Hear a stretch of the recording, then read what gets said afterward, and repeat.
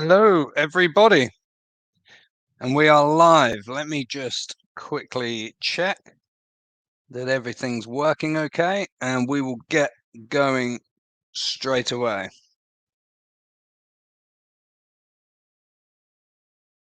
So yeah, thank you for having me. It looks like everything's working properly. Thanks for having me. This is a beginner's guide to SEO.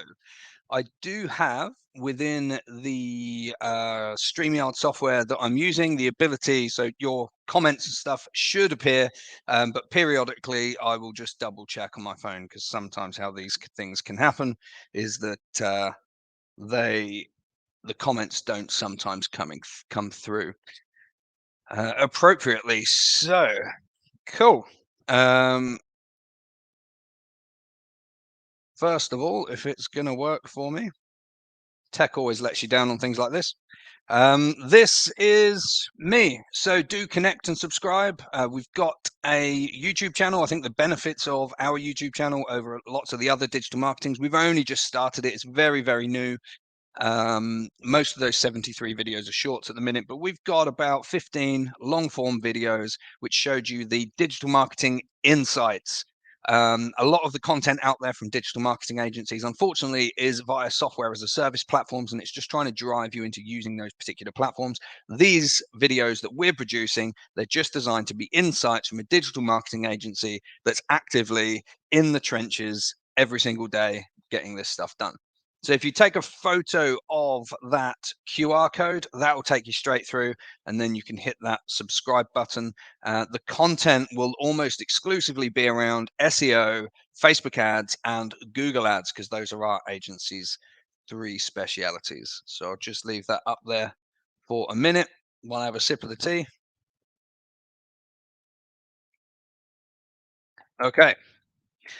So, who are we? So, we were established as a digital marketing agency in 2008. We're a team of 7 specialists, and we just have 3 areas. We have SEO, Google Ads, and social media marketing. The reason we only do 3 things is because each area is a speciality on its own.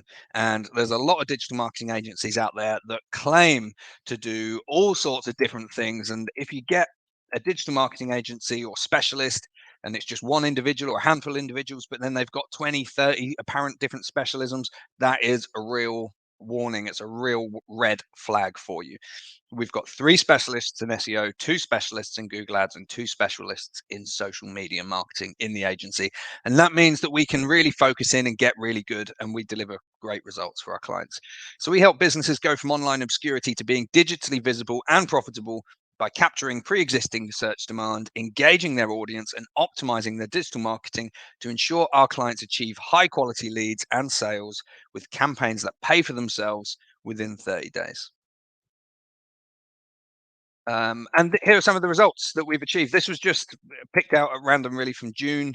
So that's June compared to June last year. You can see one client here who's a recruitment agency has got a 40% increase in organic search traffic, and this other client here who is they're in the construction industry. They rent diggers and all sorts of other sort of heavy machinery, cranes, etc. A 32% increase compared to last year before when we were working with them. That is Universal Analytics data. You've got about 3 or 4 days to switch over to GA4, the new analytics, if you've not already. The reason we're using Universal there is because GA4 hasn't yet started, it hasn't yet got the data for the 2022 year to compare.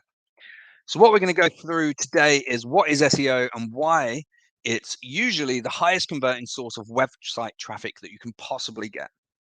We're going to talk about page one and understanding what page one is because it does vary depending on the search term and depending on the location where you're searching. We're going to talk about Google Business Profile, which in my view is the most underrated digital marketing asset that exists in the world. Really, it's free, it's simple, and it's a hell of an effective tool to acquire traffic and business. We can talk about recent algorithm updates and why you actually, if you follow the principles that I'm going to talk about, you don't need to worry about the algorithm updates. Everybody normally panics in the SEO community around the algorithm updates, but it's normally because they're just not following high quality fundamentals. We're going to talk about how to conduct keyword research because that is so vital to good SEO and Google Ads. You have to know how to conduct good keyword research. And then we're going to come across some simple ways that you can improve your SEO that anybody can do. You don't need to be technically savvy to do this stuff. And then we're going to talk about, if we have time, some content and backlinks, which are really key parts of SEO.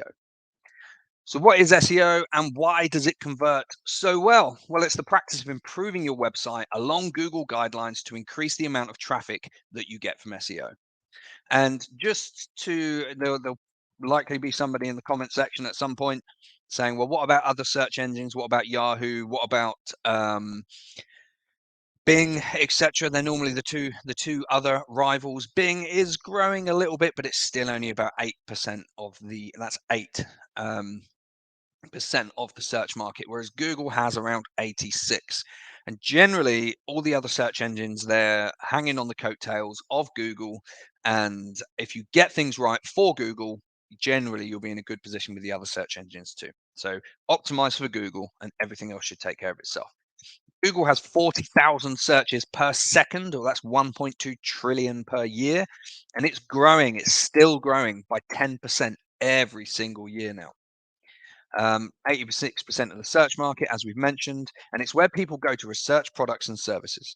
So if somebody wants something, if somebody wants to buy something, they will touch the Google platform at some point.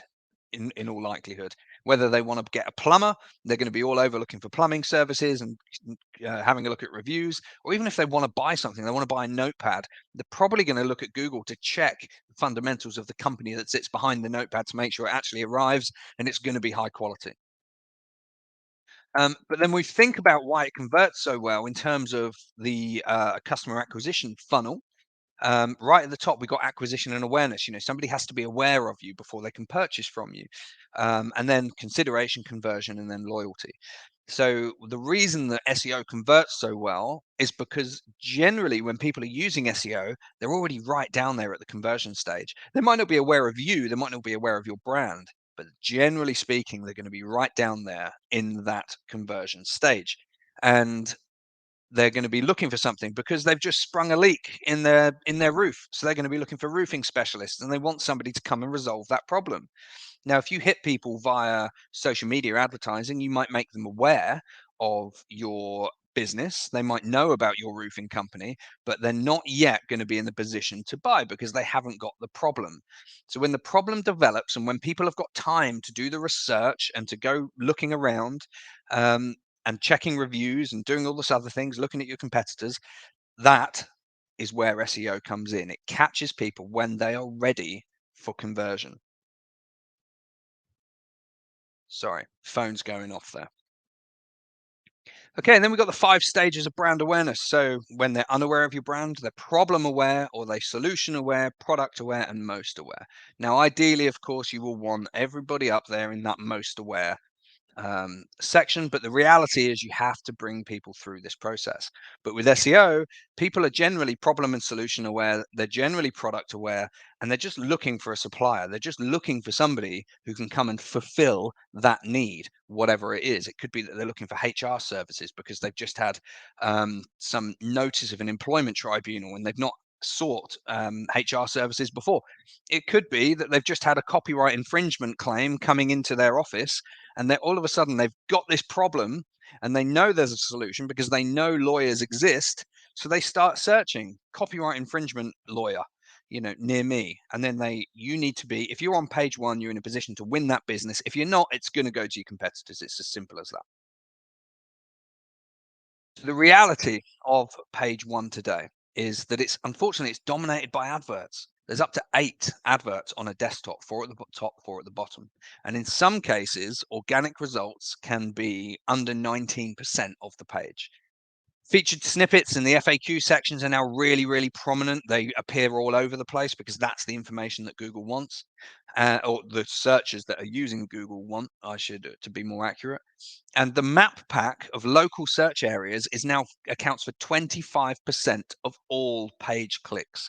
So that little map section, which I'll show you in a minute in some examples, that gets 25% of every single click that comes onto the page.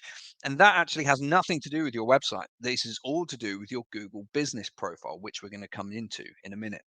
And voice now accounts for around 20%, 27% of searches on a mobile. And the reason is I think a lot of people will do that when they're on the move. They'll do it when they're in a restaurant, when they don't want to be sitting there typing away on their phone on this small little keyboard. They might have something complex that they can't quite spell quickly or readily, and they just want to shout it into a phone because it's so easy. And any digital marketing that you do it nowadays, anything to do with your website, anything to do with your marketing, there has to be no friction in the process. And what Google have done by introducing voice and making that so good is removing the friction so people can search when they're on the move. So we need to think about how we can make our content conversational and our metadata and everything that I'm going to go into in a second, how we can make that really conversational for you. So this is an example of a page one. So you can see here at the top, I've just searched for landscape gardener. Now this is obviously on a desktop, and this is what people see above the fold. So when you're researching around your SEO, it's important to know what sort of keywords that you want to be found for. What sort of things are going to lead people into your business? If somebody's searching for landscape gardener, are they actually then in that frame of mind where they're physically looking for somebody, or are they just in the information stage?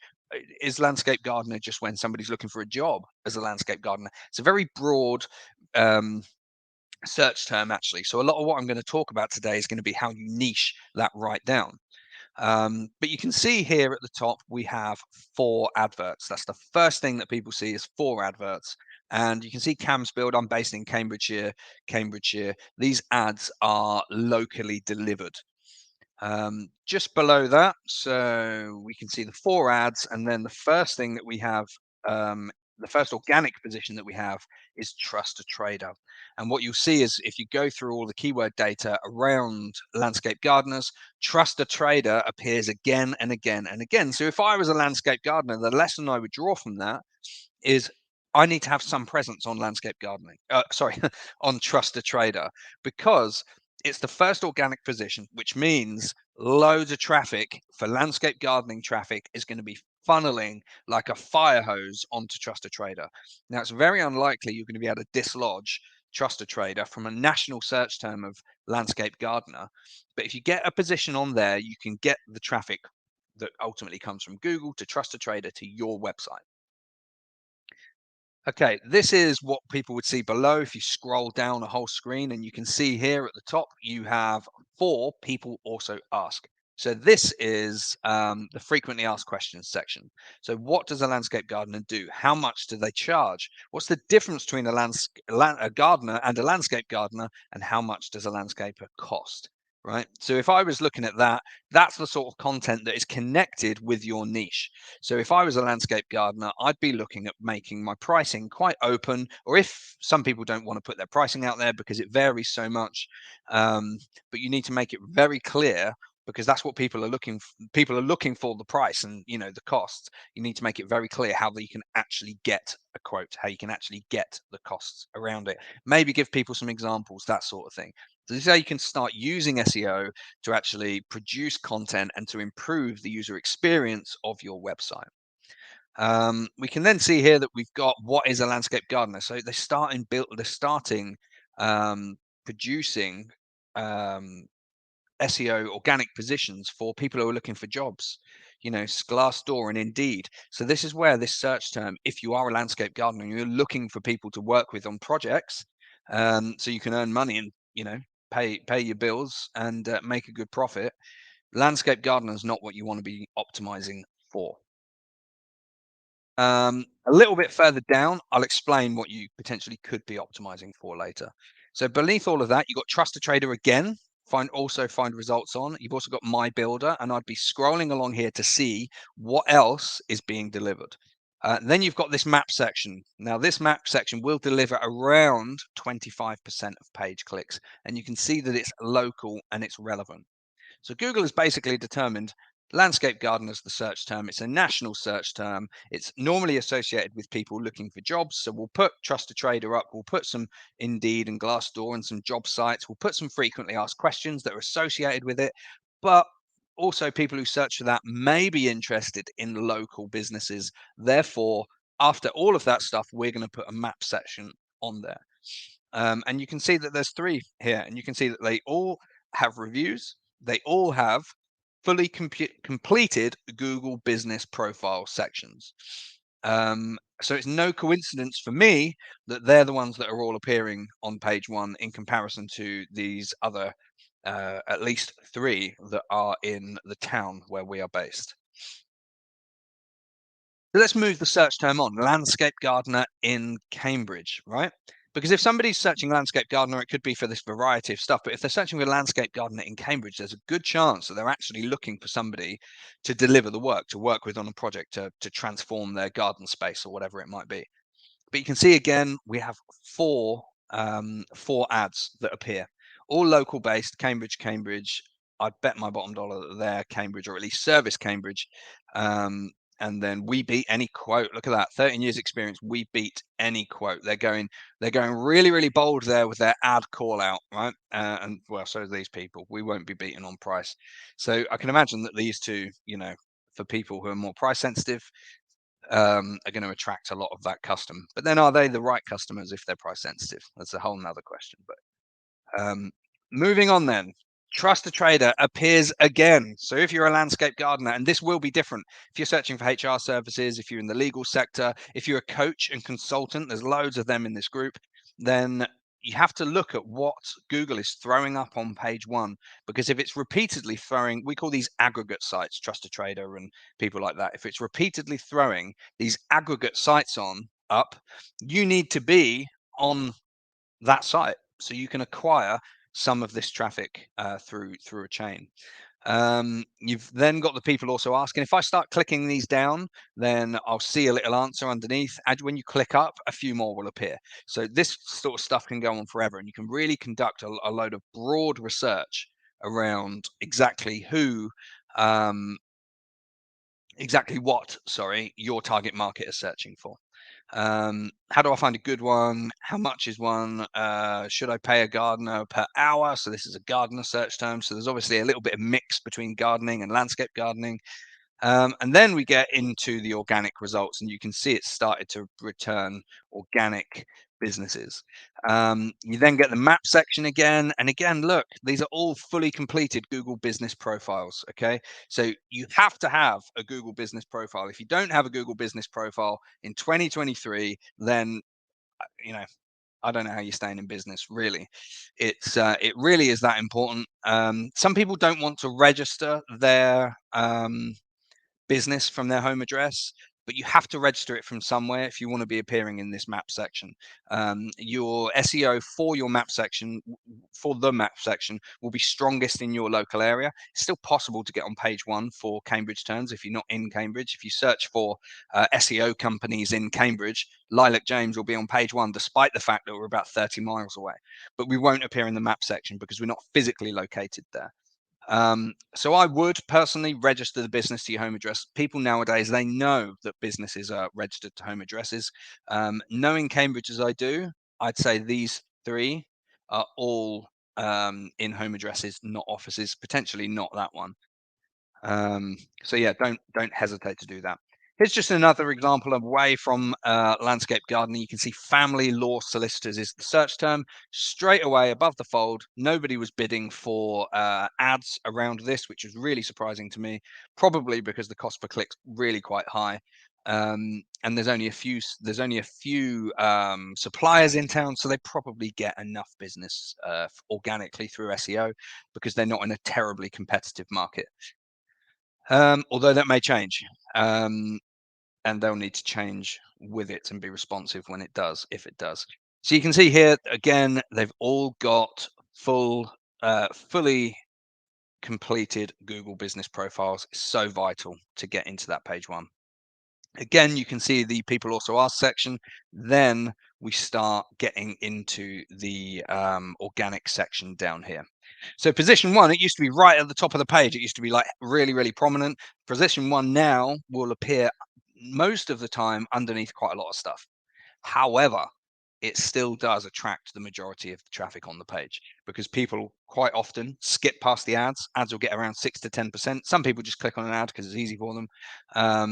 Those people aren't necessarily the most considered purchasers, though, the most considered internet users. So often people like that, they're quite bouncy. They'll leave your site quite quick.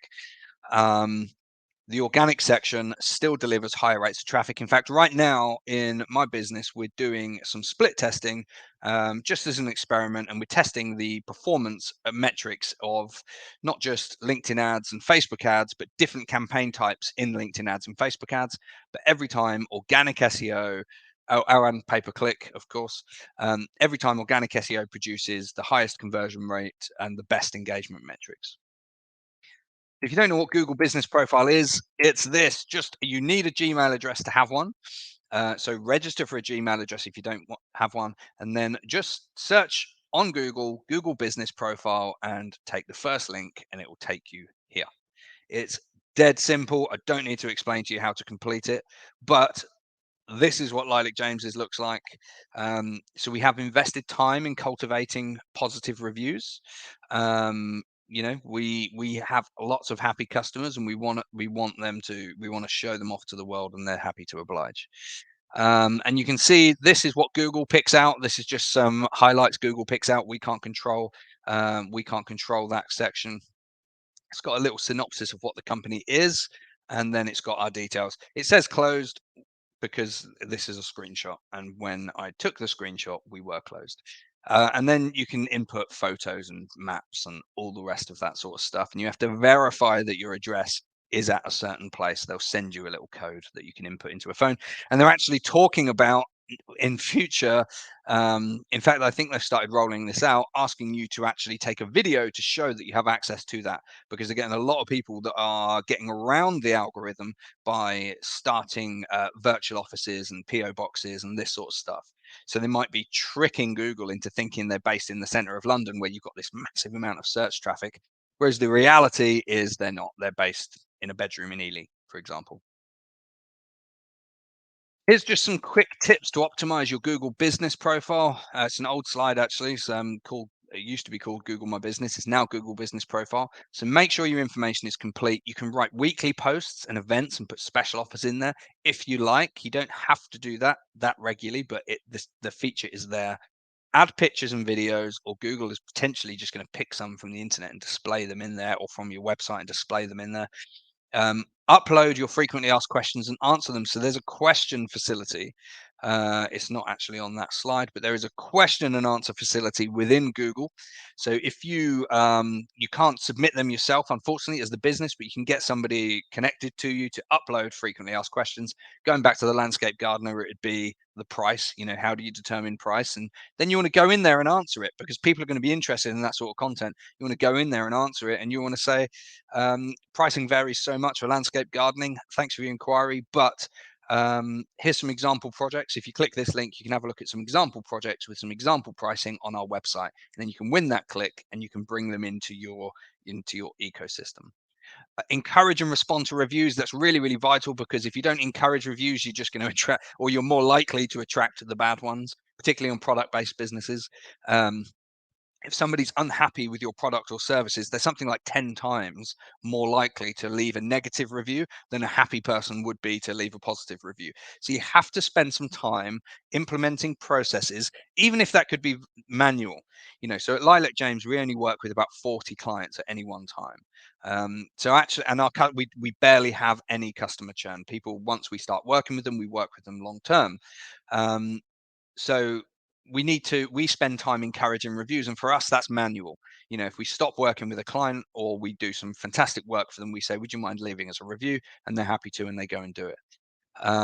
In fact, sometimes they're not happy to, because they don't want to disclose any working relationship. They don't want to give away any competitive advantage, but that's specific to our niche. But you can also automate it. You can look at reviews.io. You can look at any sort of software. You can look at email sequences. There's a range of different things you can do to automate that review gathering process. And I suggest you do it, because if you don't take control to cultivate good reviews, your business isn't going to be displayed in the correct light, because everyone's going to pick up bad reviews from time to time. Not every product that a business makes is going to come out of the factory absolutely perfect. But there's going to be 100 happy customers for that one negative experience. So you just need to make sure that's reflected in your reviews, because if you don't take the effort to do it, you're going to end up with a wonky review process, which would harm your Google business profile, because Google only wants to send traffic to decent businesses, that are well reviewed and are credible and authoritative. So get clients to use keywords within their reviews, respond to reviews with keywords, and the fullest account will generally make the 3-pack. Okay, so don't worry too much if you've got the fullest account and it's not making the 3-pack. Just keep plugging away, keep building your reviews, keep building your Google business profile, and it should happen. Google's an imperfect system, so you can follow the best practice advice is all you can really do. So the recent algorithm updates and why we're not going to worry about these. So we have core web vitals, which is all talking about like user experience, and it's all about, is your website glitchy and what experience is somebody going to get when they actually come onto your website. User experience is so vital today for SEO. It's becoming less and less about authority and backlinks and that sort of thing, and a lot of it's becoming about the user experience. So when Google sends somebody to your website, they don't want that person to have a bad experience, because it means that they're more likely to then go use a competitor. We all keep going back to Google. It's got 86% of the search market because it gives us good, highly relevant results dependent on our search term, and it does it in an instant, right? So if you've got certain things, like if your page speed, which is one of the big updates that have come out, algorithm updates that have come out recently, if your page speed is really, really slow, then Google is going to penalize you for that, because people don't hang around. They just don't hang around. The FAQ section we've discussed. Keyword clustering. Don't stuff your keywords in there. Write content for the user, which is this helpful content update down here. So that's even more relevant now. That content, don't write it for the search engine. Write it to be as high quality as possible for the searcher. Websites that are posting lots of unhelpful content, even if it's just on the odd blog, Google used to demote just those blogs and just go, okay, well, we're not going to use that because it's rubbish information. Nowadays, it's going to demote the whole website. So not good if you're engaged in that sort of practice. But if you follow my advice and the advice we give to our clients, you won't be engaging in that sort of rubbish. Long form content is more prominent nowadays. I expect that this update down here may change that a little bit. The AI chatbot integration. I don't know if you've used it on Bing, but Bing currently has this AI chatbot, kind of like ChatGPT, but with access to the internet. It goes and finds you answers to your questions on the internet. It's not that user friendly in my experience, and it still provides links. So there is still going to be an opportunity with AI and this chatbot stuff to acquire traffic from informational related search terms.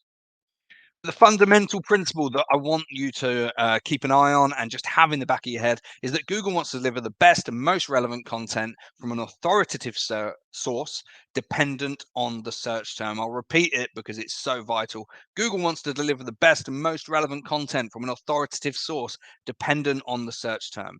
Okay, so what does an authoritative source mean? Well, if the NHS is talking about health, they're an authority on health. But if they start giving out legal advice for family law, then they're not an authoritative source. So despite the fact that their SEO, their domain authority, is going to be in the 90s, domain authority is a score between 1 and 100, 100's being really high, 1 is a brand new website. The NHS I'm sure, is going to be in the 90s somewhere. It's going to be really, really strong. But if it's not relevant and authoritative to what their expertise is in, Google will discount it. So search is becoming a little bit more democratic, and if you have a well-designed website with well-written content, you can now start beating people with higher domain authorities than you. Many years ago, it used to be a case of, whoever had the best domain authority would generally appear, and from page 1 down to position 1 down to position 10, you would generally see the domain authority reducing and reducing and reducing. However, today it's not like that at all. User experience, content, and the website performance is becoming far more important. So you could have a good domain authority, but if the performance and user experience of your website is poor, and if you don't have a lot of content on there to show off and to engage your audience, then you're gonna struggle. It's gonna flop. If you want to have a look at your website performance, there's loads of different places where you can do that. Just Google page speed checker and you'll get some good free options on there. This is just an example of one that was produced for one of our clients. So you can see the page speed is generally under 1 second. The performance is in the green, apart from the largest contentful paint, which is just the largest bit of content is taking a little bit too long to load. So that's what we were working with them to improve. So how do you conduct keyword research then? How do you know what to target and what not to target? So you must have a Gmail account and simply search for Google Keyword Planner on Google and register for an account. That will take you to this screen here, and you just click that blue button, Visit Keyword Planner, and then you click on the big. I mean, they try and make this as idiot-proof as possible, but it does come with some complexities. Um, you can click on that button there, Discover New Keywords, and that will take you in here. So in this box here, where it says meal delivery and leather boots, let's say we're looking for plumber. Let's say you're a plumber and you're based in Cambridge. In fact, we've got somebody that's coming in to work with us at the moment. They're a commercial plumber and they're based in Cambridge. So what we've been looking at is there a difference between commercial plumbing keywords and just plumber keywords, or are the keywords sort of mashed in together? Are the different customers using the same keywords to find what they want him to do? Um, so you could put in things like commercial plumber, and then you press enter. That will put it in, and you press commercial plumber near me. You might want to put in residential plumber, emergency commercial plumber, boiler repair services, commercial boiler. You can put up to 10 in there. You hit enter, and you'll get some results back that will generally look something like this. So in this example, I've just done it for a fencing company. I'm just advising a friend who's starting up a garden services, fencing, pergolas, decking, all of that sort of thing. And I just put in 3 seed keywords.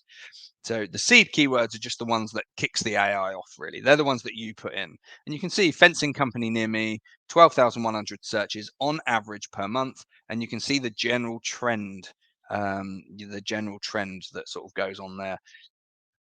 Um, and I would bet that this is December.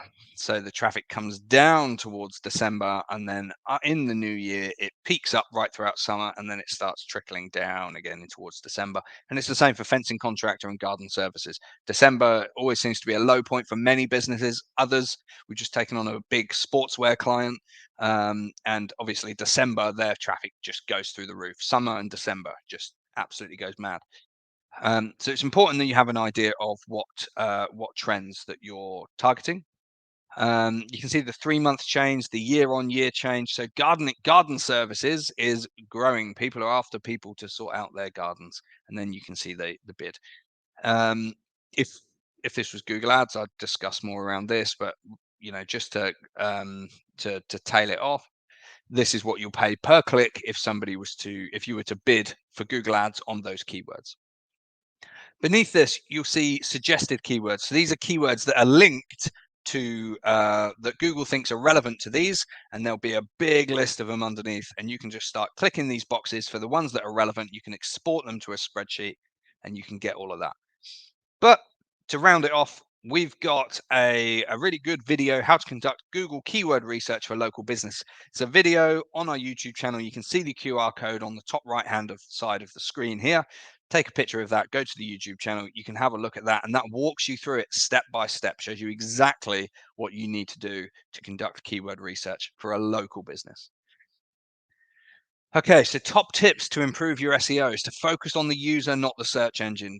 Don't be worrying too much about the search engine. Focus on the user and the user experience.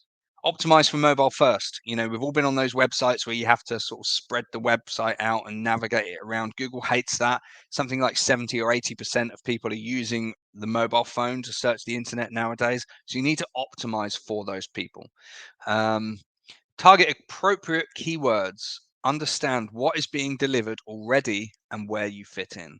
So, when I say target appropriate keywords, if you're targeting landscape gardener, we've seen already that that's far too competitive. It's a national keyword, and the people who are searching for that term aren't necessarily interested in what you do.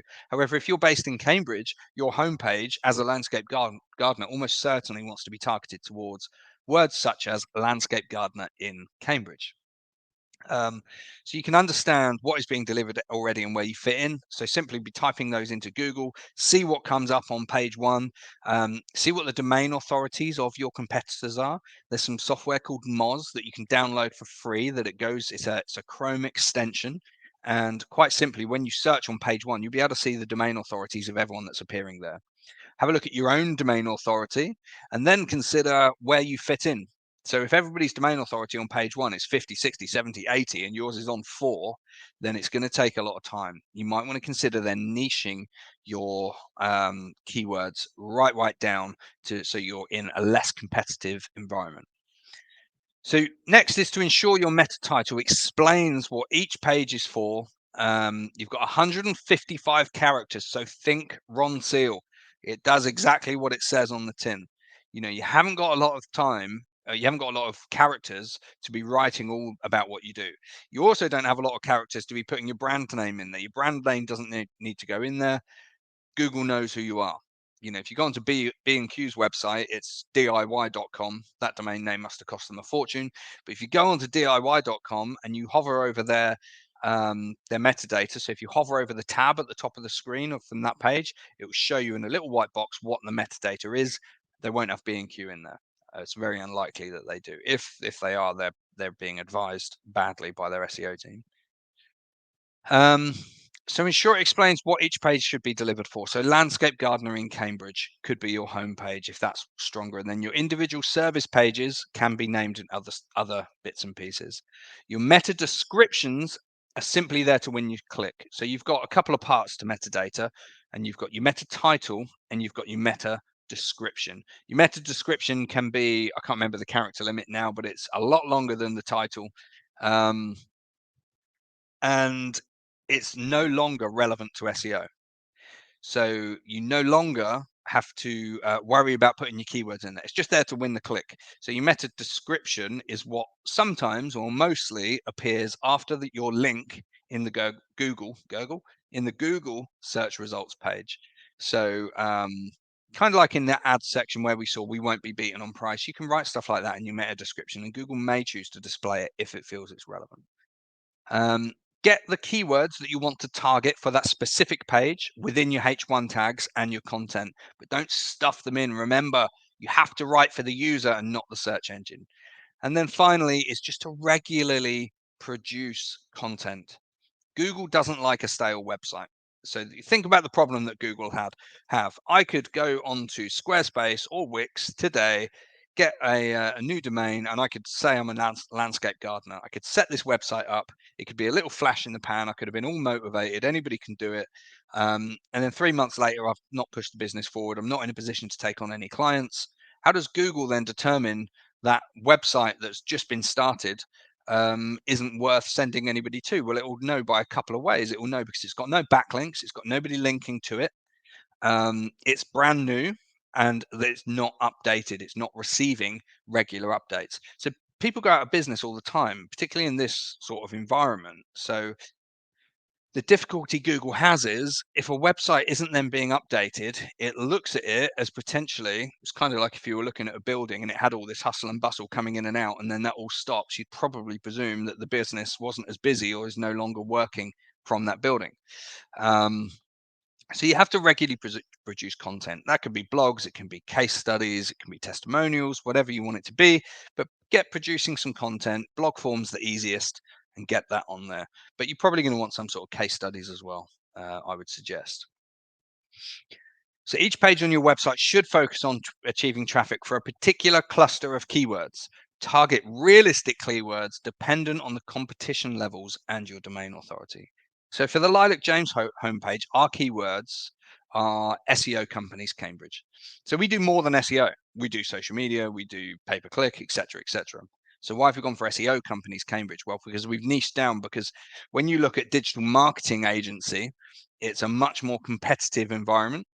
And by going for SEO, we found that we were attracting really relevant, really high quality inquiries from the internet. And it's what we also had the most longevity for on our website. So that made absolute sense for us. And it drives lots of inquiries to our business. We'll get about 14 good inquiries a month for SEO companies, Cambridge.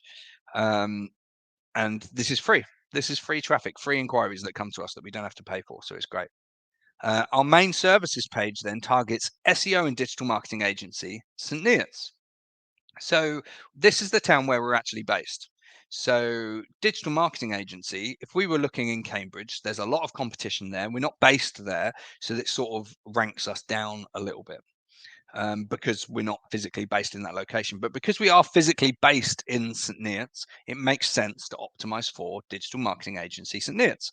Because we have the space in the metadata, SEO and digital marketing agency St. Neots all makes sense, and we drive a little bit of traffic and inquiries from that keyword. But the reality is, most of the big businesses that we're looking at working for, they are based in Cambridge.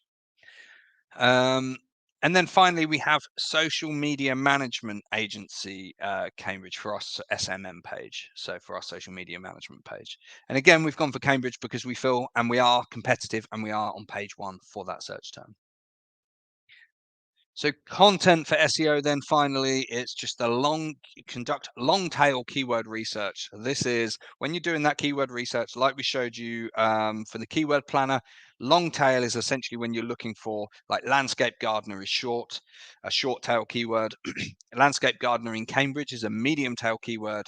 Landscape gardener in Cambridge, or 5-star reviewed landscape gardener in Cambridge, is a long tail keyword. So conduct that long tail keyword for the content for SEO, and you can also look for those content ideas in that frequently asked question, which is the answer common relevant questions. Produce it long form. So have a look who's on page 1 already for these long tail keywords and for these sort of information stuff, and see if you can produce some better content. See if you can improve on what they've already done. So you can include other questions in H2 and H3 headings. So you could have a big blog that answers 6, 7, 8, 10 different questions, and you can just answer those in the H2, H3, H4, H5 headings. So that way it separates it out nicely for Google, and Google can select the relevant content with which to deliver. Include numbered lists in your content. Google loves a numbered list. It throws them up all the time. You'll have seen them. And add some assets in there: videos, slide decks, downloads, that sort of thing, because people don't just want bland big essay. That's not how people consume content. People need it to flow well. They need it to be succinct. They need images, pictures, diagrams, infographics, that sort of stuff. And Google knows that. If you just have a white screen with 3,000 words that go all the way down, broken up by H1s, H2s, it's not going to be good content. It's not going to be user friendly. Okay, so I'm going to draw things to a close because I'm approaching 45 minutes now. But what I will say is, do your research. So identify relevant questions and see what's there already. Research reviews, forums, Amazon questions. Identify the stages of the decision-making process and how you can produce content that fits in around that decision-making process. With Landscape Gardener, people are always interested in pricing. It was there in every FAQ we looked at. Pricing, pricing, pricing, pricing. So if you can have some sort of ability to have an automated quote, or just to have your prices up front on your website, or to have a blog or article which talks about how different landscape gardening companies charge, their prices, and what to look out for, etc., it's going to be really strong, relevant content. Publish content that answers those questions, make those answers better than anything else, and make sure it's unique, informative content. Think EAT: expertise, authority, and trust. So stay in your lane. That's where the authority comes from, and the expertise. And you have to take time to develop yourself as a trustworthy source. Okay, I'll cover this really quickly. What is your target's biggest problem? Well, identify the problems and issues as we've discussed. Review what results are there and beat them. Think, why do you deserve to be on position number 1? Because if you can't answer that question, then Google's going to struggle to too. Showcase your expertise and cut the corporate bullshit, right? Speak in the language of your target market. And we come across this all the time with clients when we're running ads or SEO or developing content for them, is that they'll speak in a very corporate language, which is fine if your target market also speak that corporate language. But if they don't, and we had this with a care agency, a care company that we're working for at the moment, we've written some ads for them, and they've come back, and when we've sent the proofs, the drafts off, they've come back to us and said, I'm not sure that our clients refer to this product as respite care. She said, I think that's an industry terminology. So that allowed us then to go back into the ads to write it in the language of the customer, not the corporate company, and get to the point right for the user and not for you. We've discussed reviews. So that's it. That is a beginner's guide. It was designed to be a whistle-stop tour of SEO. So do please connect with me on LinkedIn. You can have a look for the company Lilac James on Facebook, or the QR codes at the top right-hand side there for YouTube. Give us a subscribe to the channel, and there's going to be loads more content. In fact, I've got my video guy, my video company, Darren. He's coming out on Wednesday, and we're going to be producing more content around how to produce better quality leads through lead generation campaigns on Facebook. So really easy to produce leads on Facebook, but not so easy to get good quality leads. Facebook will throw leads at you till the cows come home, but if you don't do the right things the right way and go through a certain process, they're going to be poor quality. So it's not actually going to make a difference. So there's loads of other stuff that we're covering. Let me see how I can, yeah. All good. So I hope that was useful for some people. If you have any questions at all, drop them in the comments section. Send me a PM, whatever you want to do. And yeah, wish you all the best. Take care.